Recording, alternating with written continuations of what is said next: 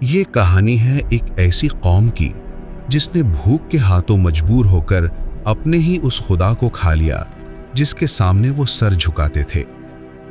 ظہور اسلام سے پہلے جب عرب کے لوگ توحید کو بھول کر بت پرستی کے اندھیروں میں ڈوبے ہوئے تھے تو ان کا تخیل ہر روز ایک نیا خدا ایجاد کرتا تھا۔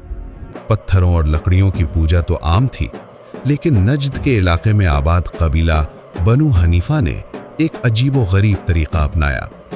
ان لوگوں کا خیال تھا کہ اگر وہ اپنا معبود کسی ایسی چیز سے بنائیں جو انہیں سب سے زیادہ پسند ہے تو شاید وہ خدا ان پر زیادہ کرم کرے گا۔ چنانچہ انہوں نے مٹی یا پتھر کے بجائے اپنی سب سے لذیذ غذاؤں کا انتخاب کیا۔ بہترین کھجوریں لی گئیں، انہیں پیس کر اس میں خالص مکھن، آٹا اور قیمتی پنیر ملایا گیا اور ایک زبردست حلوہ تیار کیا گیا۔ پھر فن تراش خراش کا مظاہرہ کرتے ہوئے اس حلوے کو ایک بت کی شکل دے دی گئی۔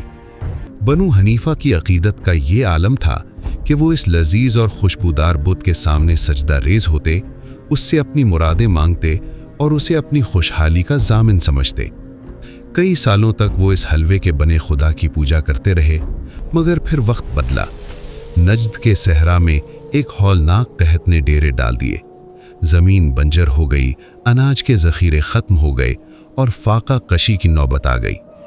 جب موت گھروں کے دروازوں پر دستک دینے لگی اور چھوٹے بچے بھوک سے تڑپنے لگے تو بنو حنیفہ کی تمام تر عقیدت پیٹ کی آگ کے سامنے دم توڑنے لگی۔ پہلے تو وہ ڈرے کہ اپنے رب کی بے حرمتی کیسے کریں، لیکن جب بھوک نے ہوش و حواس چھین لیے تو انہوں نے ایک مضحکہ خیز دلیل پیش کی۔ انہوں نے کہا اگر ہم ہی نہ رہے تو عبادت کون کرے گا؟ اپنے وجود کو بچانے کے لیے اس معبود کو کھانا ہی بہتر ہے۔ اور پھر تاریخ نے وہ منظر دیکھا کہ قبیلے کے لوگ اپنے ہی ہاتھوں سے بنائے گئے اس خدا پر ٹوٹ پڑے اور اسے نوچ نوچ کر کھانے لگے۔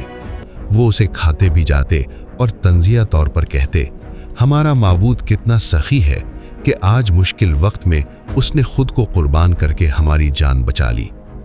جب یہ واقعہ پورے عرب میں پھیلا تو لوگوں نے بنو حنیفہ کا خوب مذاق اڑایا کہ یہ کیسی قوم ہے جس نے بھوک مٹانے کے لیے اپنے ہی رب کو ذبح کر ڈالا۔